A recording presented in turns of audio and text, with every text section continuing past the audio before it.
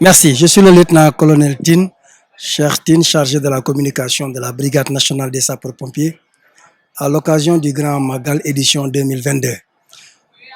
Comme d'habitude, la Brigade nationale des sapeurs-pompiers a déployé un important dispositif composé d'une soixantaine de véhicules et d'engins pompes, parmi lesquels nous avons des ambulances, des véhicules pour les extinctions d'incendie, mais également une section de motos équipée de sapeurs-pompiers, d'intervenants capables de se faufiler en cas de grosse affluence pour prendre en charge des victimes en attendant l'arrivée, n'est-ce pas, des secours constitués.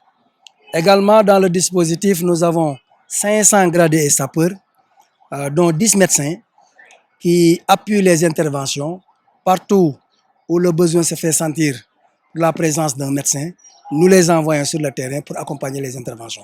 Alors, ce dispositif nous a permis de prendre d'abord en charge tous les axes menant à Touba par la mise en place d'un vecteur secours à victimes ou bien d'un vecteur extinction incendie ou carrément un détachement de sapeurs-pompiers. Donc, ces éléments prépositionnés au niveau des axes permettent d'accompagner en toute sécurité les pèlerins jusqu'à l'arrivée de Touba.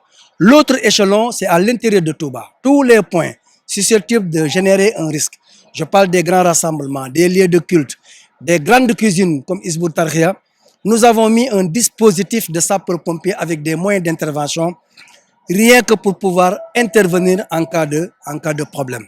Donc voilà un peu, de manière ramassée, le dispositif que les sapeurs ont mis en place. Je disais tout à l'heure que dans le dispositif, nous avons prévu des éléments moto.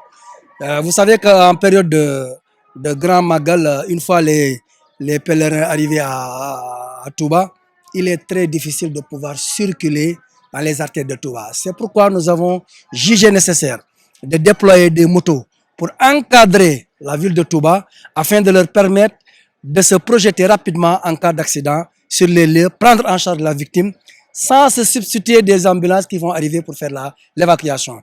Vous savez également qu'on est dans un contexte hivernal. Alors, pas plus tard que ce matin, nous avons enregistré une pluie avec 20 mm de précipitation.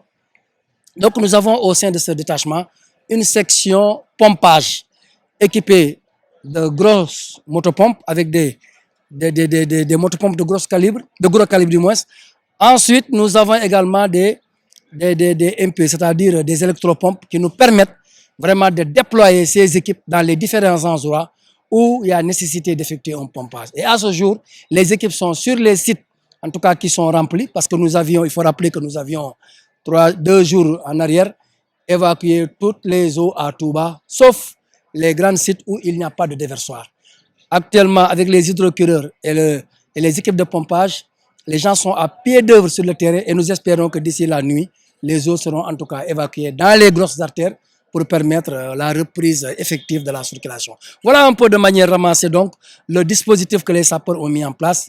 C'est rappeler que ce dispositif a évolué par rapport à l'année dernière. Tout ça, c'est compte tenu justement de l'évolution des risques qui se trouvent à Touba. Nous sommes là depuis le 10 et jusqu'à la date d'aujourd'hui, nous avons effectué 182 interventions. Ces 182 interventions ont occasionné la prise en charge de 496 victimes. Malheureusement, nous avons enregistré des cas de décès du nombre de 20. 20 cas de décès. Les 18 sont liés aux accidents de la circulation. Le 19e décès, c'est un électrocuté. Le 20e, c'est un malade couché sur la voie publique, malheureusement, qui a succombé à ses blessures. Donc, au jour d'aujourd'hui, nous avons enregistré 20 cas de décès. Comparativement au bilan de l'année dernière à J-1, où nous avions 3 cas de décès seulement, aujourd'hui nous sommes à 20, ce qui veut dire que le Magal de cette année est parti vraiment pour être plus chaud que l'année dernière. Oui, aujourd'hui nous allons commencer à partir de demain la consultation gratuite.